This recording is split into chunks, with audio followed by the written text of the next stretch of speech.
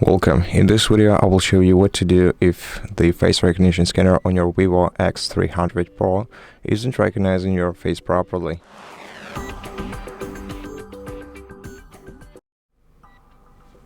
In such case, let's set up a new face model for your device. So go to Settings and swipe down to Security and Privacy menu. In Security and Privacy, you have to go to Device Unlocking, then select Face, provide your lock screen password, and then clear your previously enrolled face data on this device. And now let's wipe the surface of the frontal camera using the microfiber cloth. If you don't have one, you can just use the dry towel instead.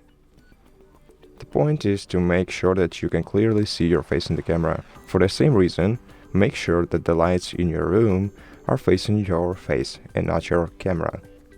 And also make sure that your face isn't way too bright because of the lighting.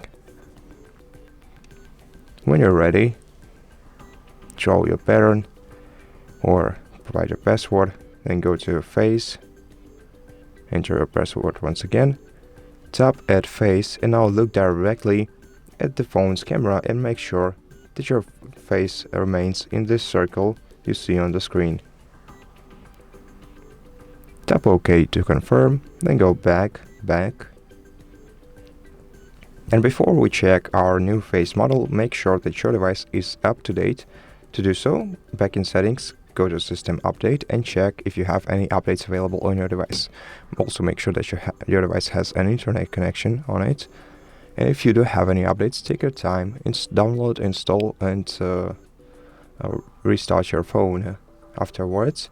And if you don't, just press the power button and volume up key at the same time and swipe the middle circle to the right to restart your phone so that we can be sure that the change is applied.